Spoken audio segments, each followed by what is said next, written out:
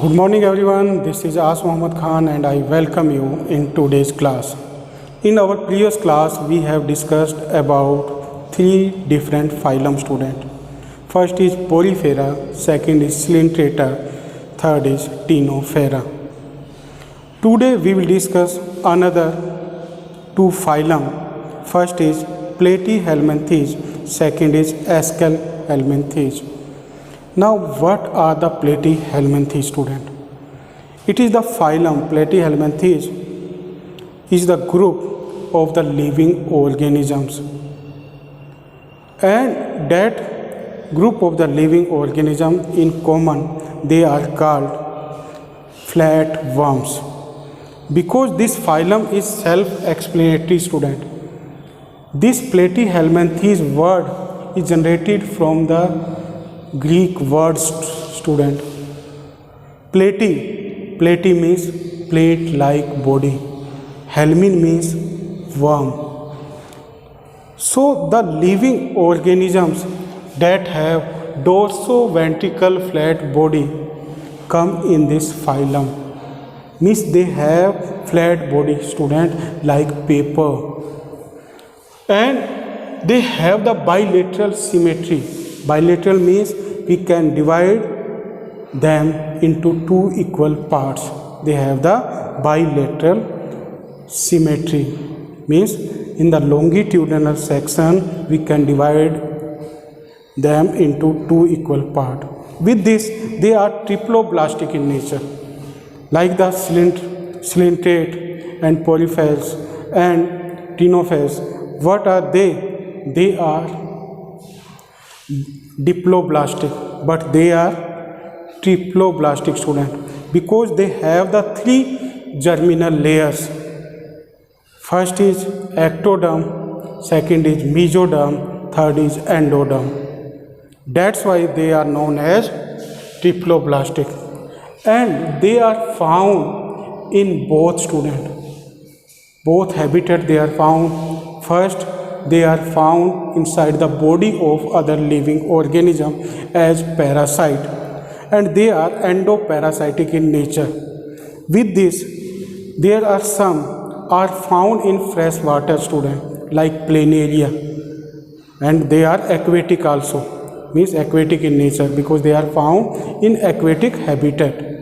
With this, they have hooks and suckers in their body. Now, why do they have hooks and suckers in their body, student? Because they are endoparasitic in nature. When they are found inside the body of other living organism, then they suck the nutrient directly. That's why their digestive system that they have, it is very less developed, or it is negligible developed, student. Negligible developed means they don't have the digestive system, because they take the directly nutrient from other living organisms. With this, they have flame cell. It is the most important characteristic of them. They have flame cells, student, flame cells. Why do we call them flame cell? Because they look like the flame. They look like the flame. And with the help of these flame cells, they do the excretion, and with the excretion, they also do the osmoregulation. So, flame cells help them in excretion and osmoregulation, and it is the most important characteristic of them. With this, their sexes are not separate, means they are bisexual in nature. Both type of sex organ, male and female reproductive organs, are found in one living organism, and they are also known as hermaphrodites.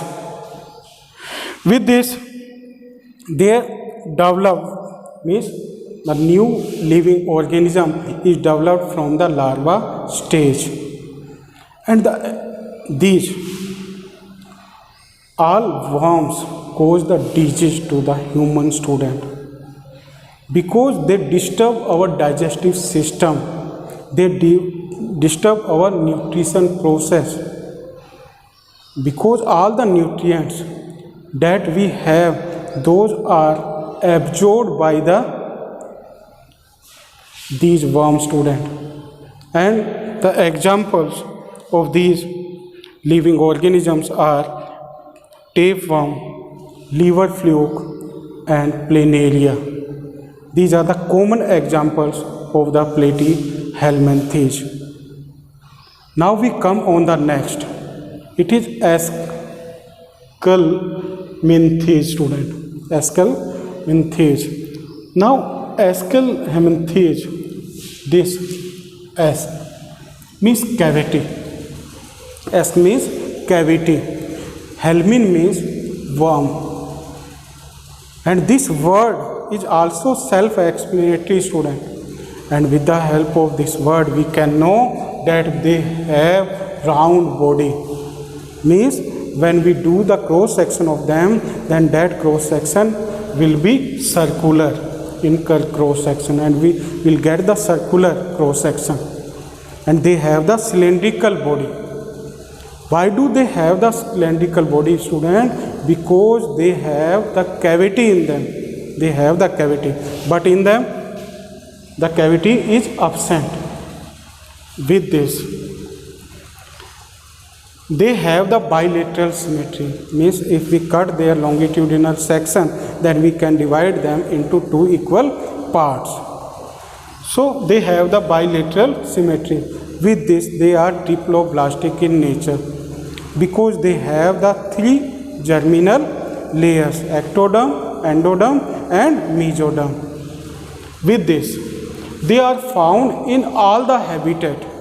Like they are found only in the aquatic or inside the body of the living organism or the human, but they are found in all the habitat, student, like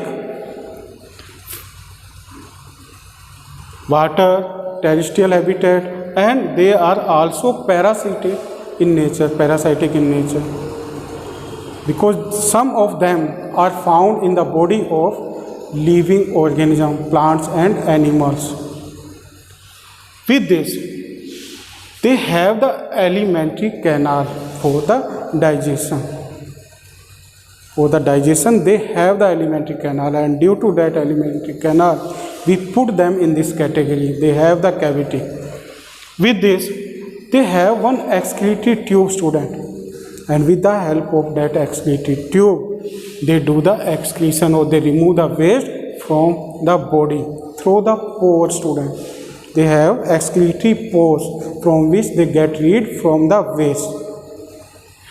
With this, their sexes are separate, means they are unisexual in nature. Male and female organs are found in different living organisms. They are separate, student. Means there are the two type of living organism: male or female, male roundworm or female roundworm. With this, they have the internal fertilization. Fertilization takes place inside their body. In both, students, in the platyhelminthes also, which type of fertilization is found? Inner fertilization or internal fertilization. Like this, they also have the internal fertilization. Next important characteristic that they have the development, direct or indirect. Direct development they have, or indirect, means they may have the larva stage development or they have the embryo stage development. Both type of development they have. And the examples of these living organisms are, student, Ascaris, Wucheria, and Cyclostoma. These are the examples of the roundworm, student, or the Aschelminthes. This Aschelminthes may found in our intestine, and it also disturb our digestion or digestive system, or the nutrition process it disturbs and causes us dysentery. So these are the worms, or the phylum of the worms. First phylum is known as flatworm phylum. Its another name is Platyhelminthes. Second phylum is roundworm phylum, that is known as Aschelminthes. So these are the two important phylum. Now you will try to learn them and you will also write them in your notebook. Thank you very much and have a pleasant day.